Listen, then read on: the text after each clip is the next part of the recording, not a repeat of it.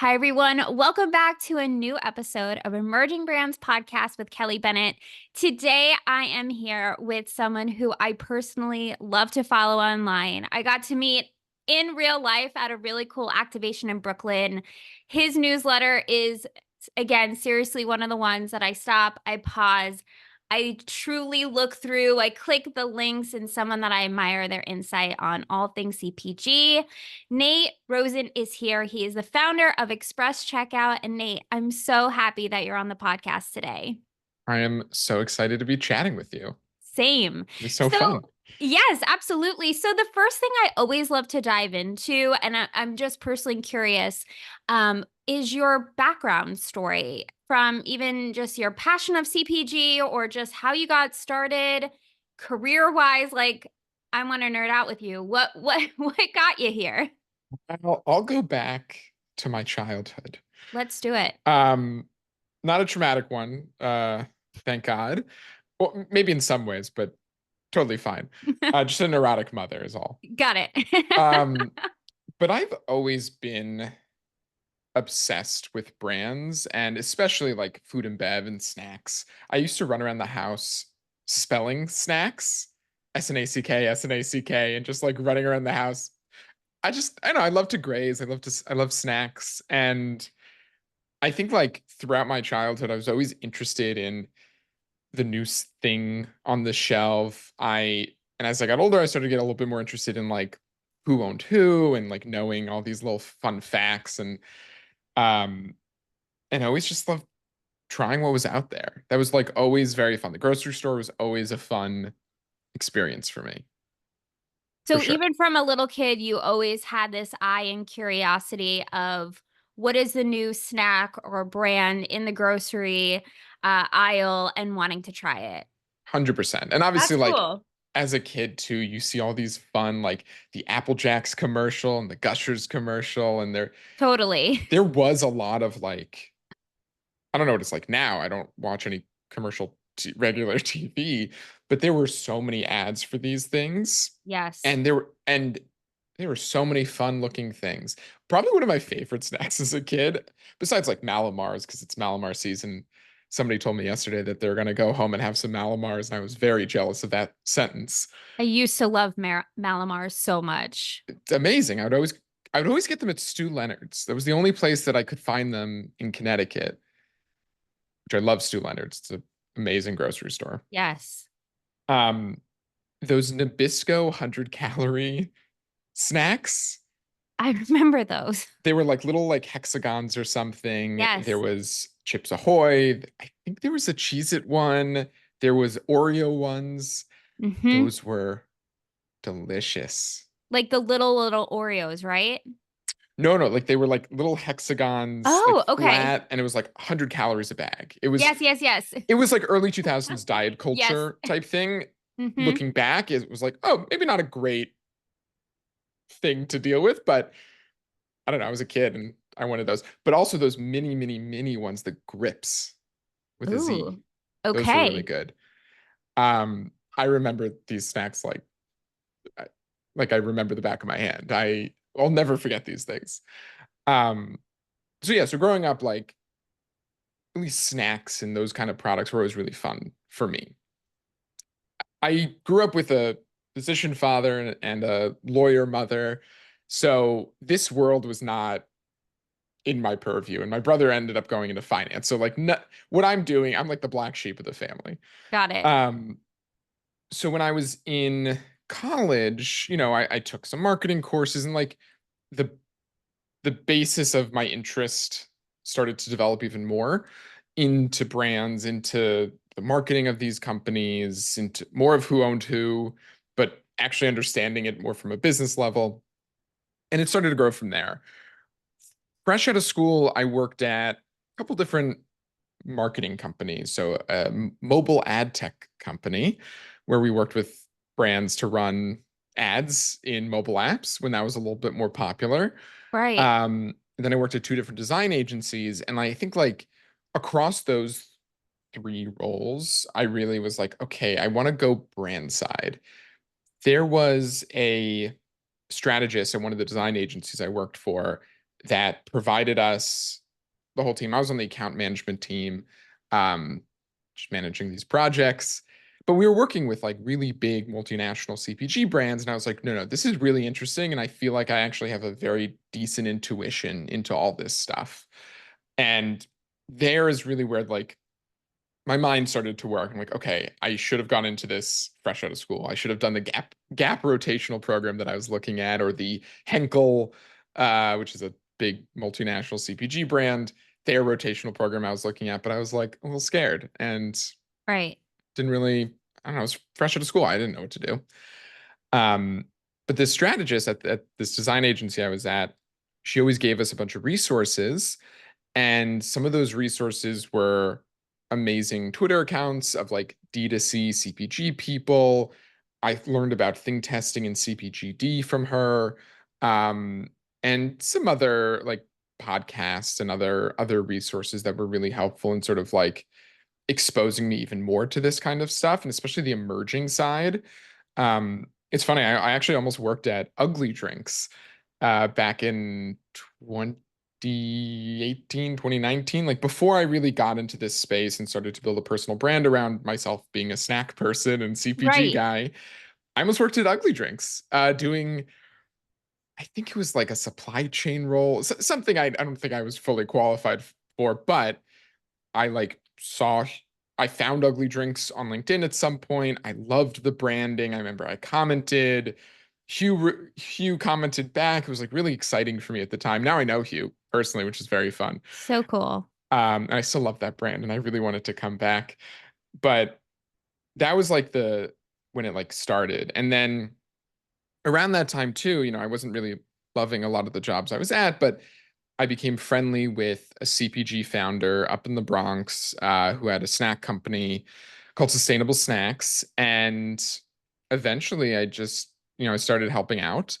Um, Especially when this was around like, March 2020, when I started to have more time. Right. Everybody had more time. We were Right. working from home, no longer commuting. And, I started helping out with some marketing, some social media, and eventually sort of just transitioned to helping out with retail sales and e-commerce management, and continued marketing support as well. And that's really where like I started to build this network and this personal brand kind of by accident. It was just like, okay, I have nothing to lose. Twitter seems to be like a decent place to start to meet people. It feels very not low effort, but there's a lack of a barrier that I feel like is sometimes on LinkedIn. Like people are Oh, more or less interesting. than their true selves, for better for worse, on Twitter. Um, and I just started DMing people that I found interesting. That I was like, hey, I'm new to this space. You seem like you know what you're doing. I would love to learn more. And eventually that led to me posting questions and then just posting my insights and engaging more. And it just sort of ballooned into this like Nate's the CPG guy. The short of it is all that. But I think the job that like really positioned me well in this space was when I worked at Settle. It's a one of the many inventory financing companies on the market for CPG and consumer brands.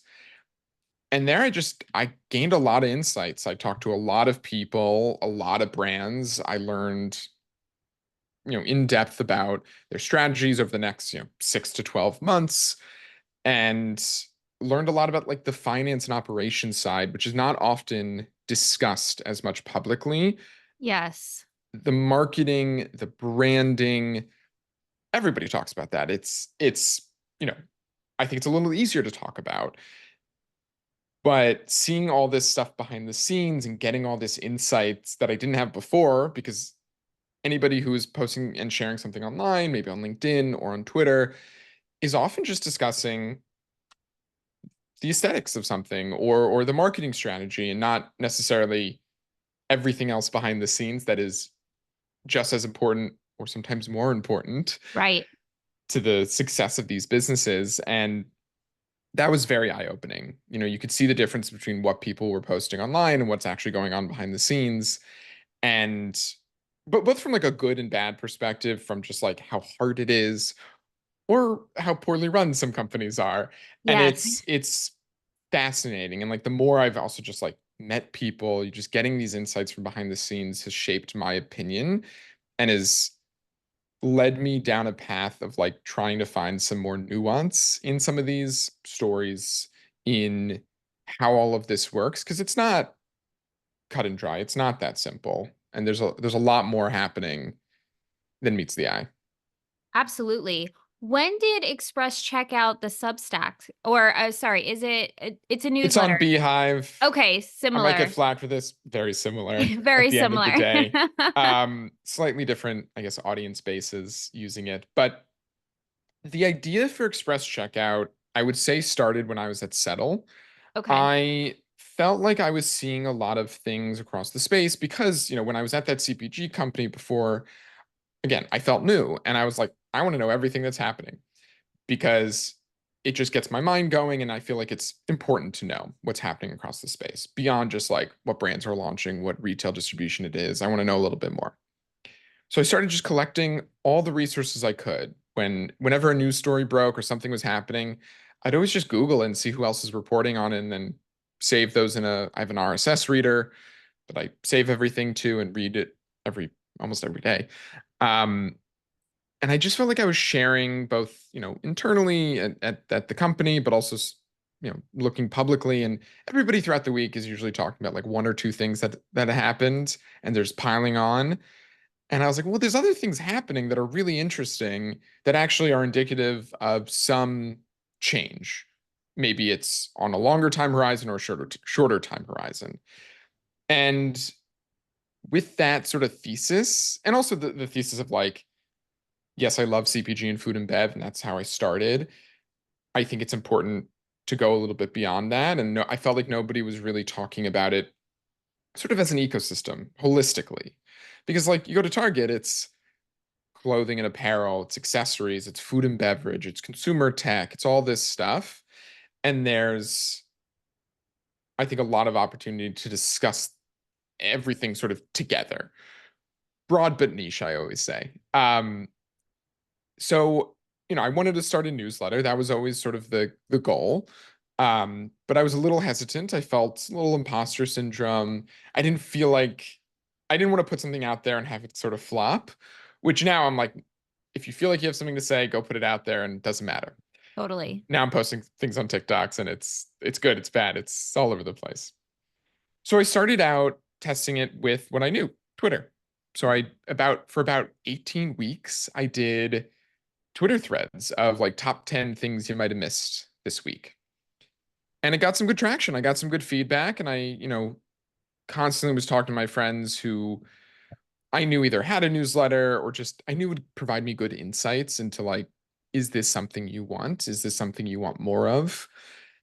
And eventually I felt like I reached a point where I was like, this should be a newsletter. This is ready. I can launch this.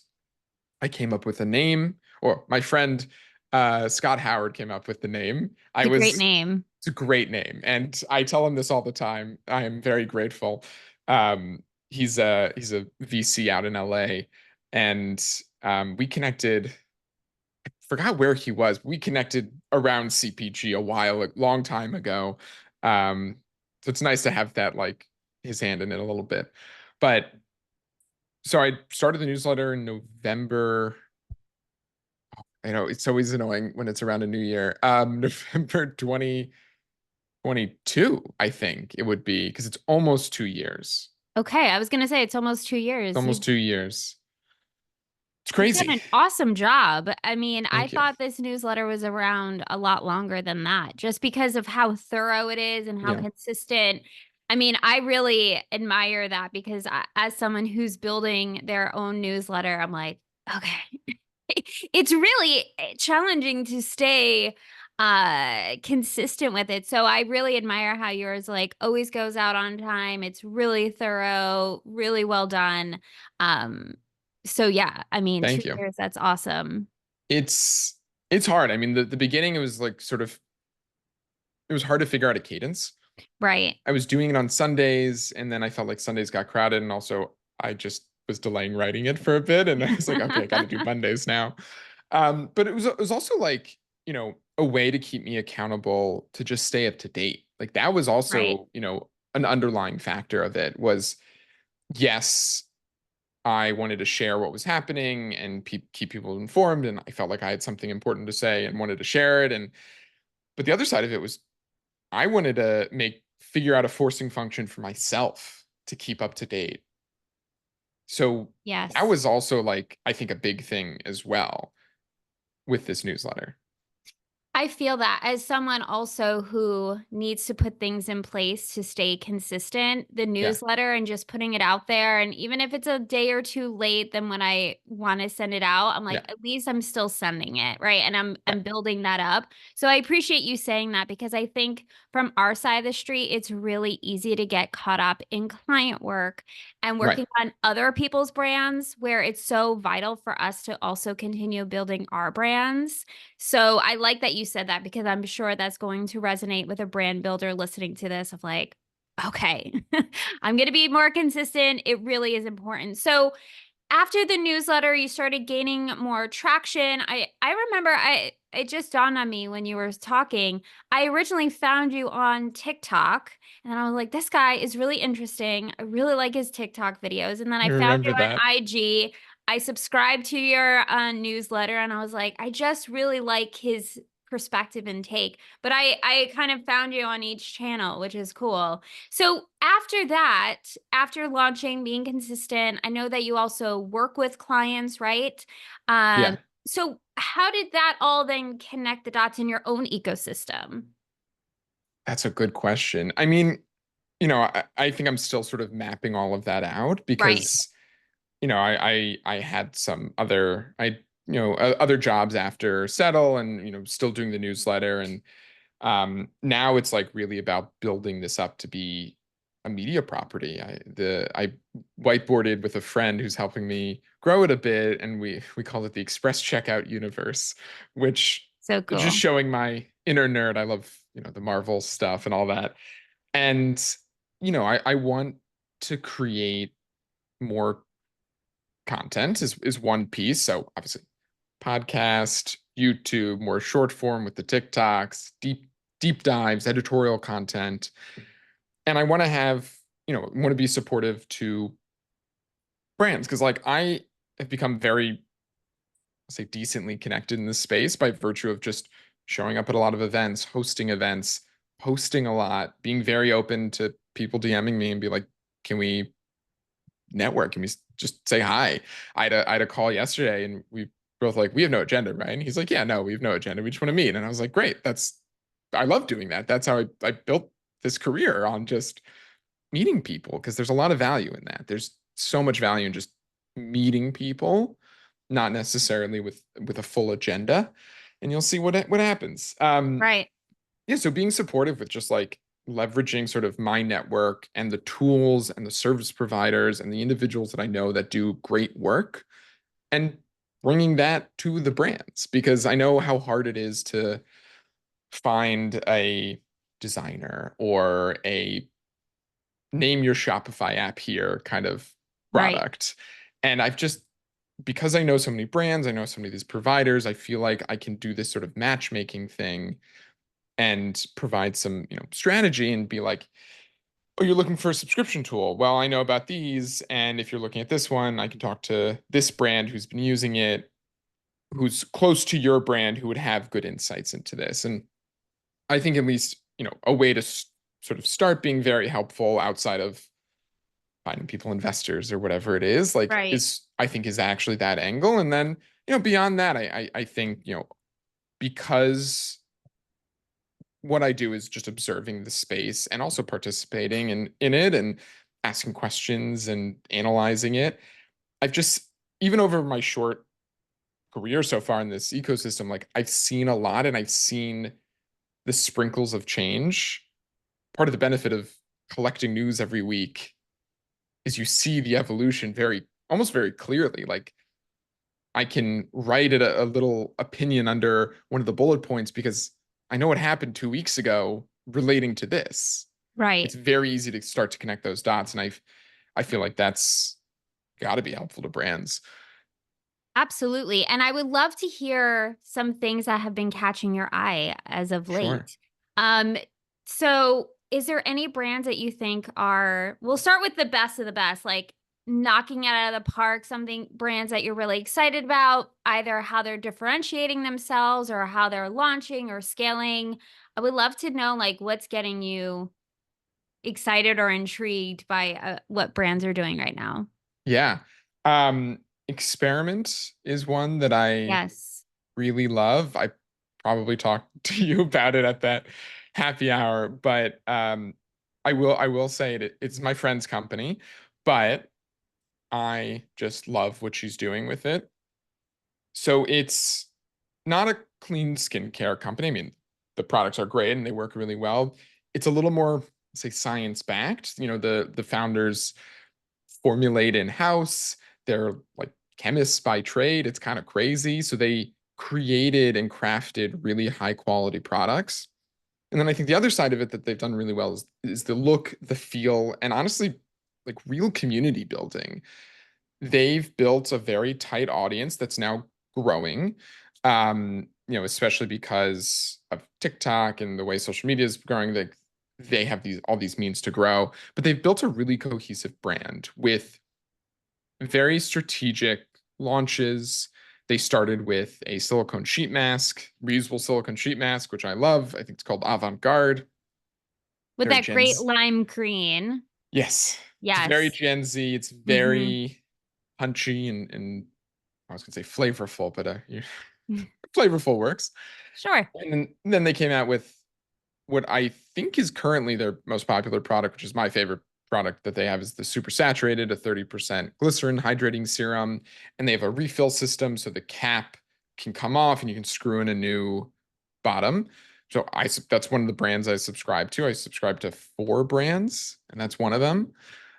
They have a slugging product called Buffer Jelly, and then a lip balm. I don't think Lisa's gonna like me calling it a lip balm, but an exfoliating lip care product. There you go. It is amazing. It sort of leaves this like matte finish on your lips, and it's incredible. Like all these products are just so well crafted and so thoughtful that there's a real strategy behind it, which I feel like is sometimes rare. It doesn't always feel like what brands are coming out with. It's like, where did that come from? But this one, I also have the benefit of knowing some of the behind the scenes. So perks there. And they have a new launch on October 1st, which I'm very excited for. I got a sneak peek, so that's going to be Ooh, really I'll keep my good. eye open Yeah. for that. Also, I follow a makeup artist, and she recently started working there and sharing like her journey of wanting to do something different in the industry and being a makeup artist. And I saw that she started working at Experiment, and I was like, "Ooh, Oh, that's amazing.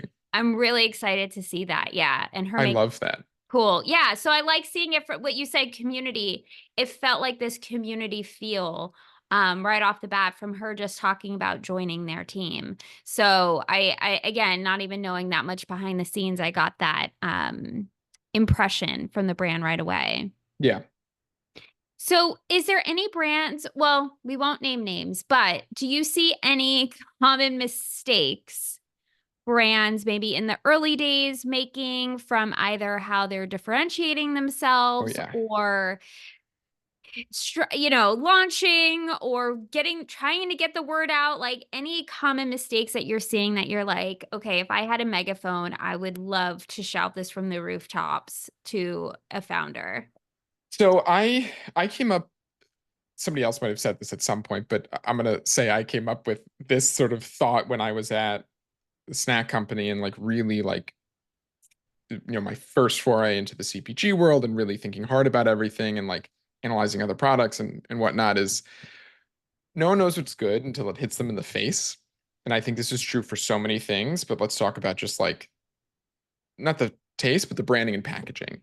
And I think something that I've seen a lot of brands do is put a lot of time, a lot of effort into the branding and the aesthetic of a product. And this is more or less for food and bev too, where it's like it's very important,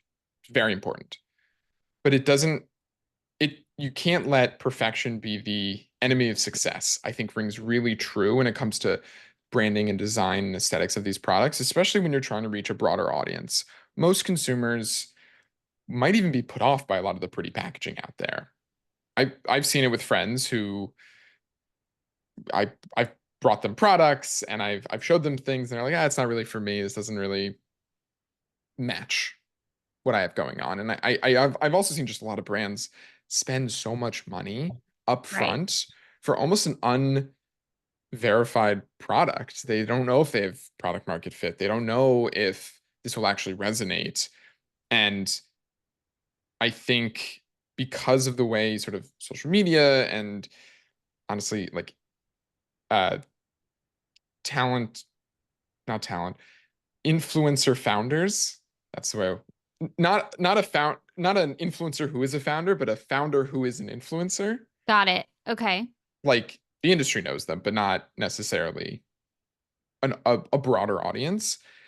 I think they get sort of trapped in like it has to look good, it has to be perfect, it has to get me likes on LinkedIn, but you need to be able to afford to put product in the packaging that you designed. The Right. costs can get really high really quickly, and you don't know if it's going to resonate or not. Not It's really hard to. And I think a lot of brands get trapped in that like aesthetic bubble where they copy a trend or they make it look perfect for Erewhon when your product is probably not right for Erewhon in the long run. It might be right now, but you want to get into Walmart, you want to get into Target, Kroger.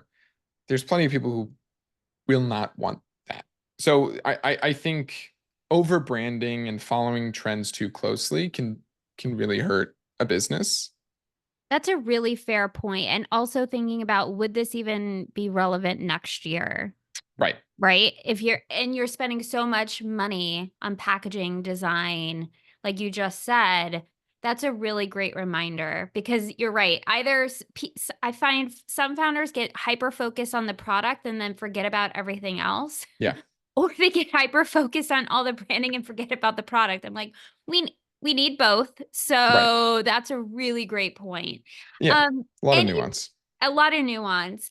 Um, what do you see as the vision maybe moving forward to next year or just overall in the CPG space? Ooh, like broadly. Broadly, yeah, just I think there's going to be a couple things. One, I think from a business operations standpoint, I think there's going to be a lot of people building pro hopefully profitable businesses. There's going to be more of a focus on profitability. right, There's going to be a slower turnout. I think brands are going to take their time building their brand, which they have to and they always should have. Just because you can go viral or potentially artificially produce virality online does not mean either they're going to buy again or enough people have really seen your brand. And especially for food and beverage, it's a little different for other categories, but especially for food and beverage, it takes time for people to know who you are and to be willing to change if it's different from right. what they're used to.